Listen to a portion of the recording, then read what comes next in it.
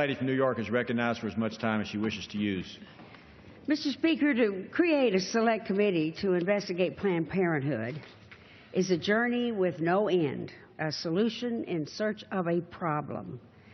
Congressman Chaffetz, who is chair of the House Committee on Oversight and Government Reform, held a hearing 2 weeks ago that lasted over 5 hours and relentlessly badgered the president of Planned Parenthood, the only witness. Cecile Richards comported herself so well. But despite that, we're going to do this again. Mr. Chaffetz was asked by CNN's Wolf Blitzer after the hearing, quote, "Is there any evidence in your opinion that Planned Parenthood has broken any law?" End quote. Mr. Chaffetz responded, quote, "No, I'm not suggesting they broke the law," end quote. So if they haven't broken the law, what are we doing here? Why do we investigate over and over? There are 3 committees in the House right now investigating Planned Parenthood.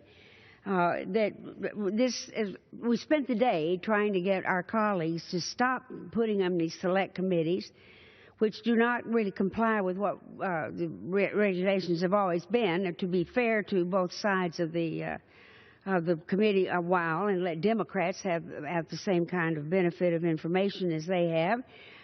This one, though, I think is even worse because it gives subpoena power to the head of what is basically a subcommittee of the Energy and Commerce Committee that is unilateral, and we've not ever seen that before.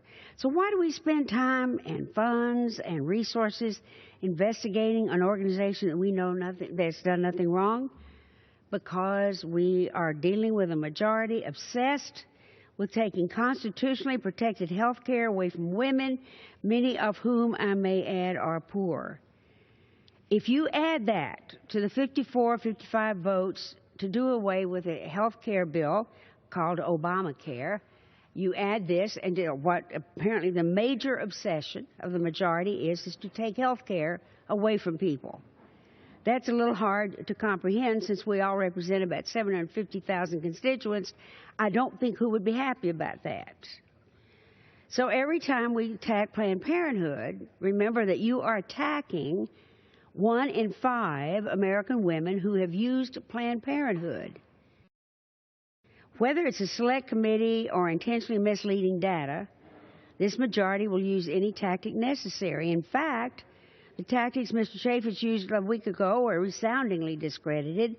His hearing materials, one chart in particular, was so misleading that the press called it words that I'm not allowed to say on the floor of the House. Is that what we expect from this select committee? Let me say, for one, that's certainly what I expect.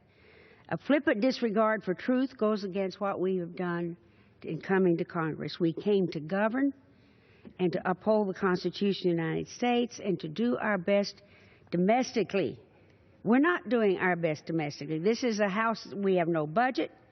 As a friend of mine said today, this is a majority that can't build bridges, roads, highways, but can sure build select committees. This committee majority decides to spend the time of the taxpayers, the money, and the resources attempting to cut funding for the same idea that has not happened for 39 years. Remember, this has not happened for 39 years. Since the appearance of the Hyde Amendment, not a single federal dollar has been spent on abortion, except in very, very rare cases to save the life of the mother. That's right. Contrary to what the majority would have the American public believe, Planned Parenthood spends 0 federal dollars on abortions today. That's what the Majority Select Committee will investigate, well, for 39 years when that law has never been broken. And, Mr. Speaker, I'll reserve the balance of my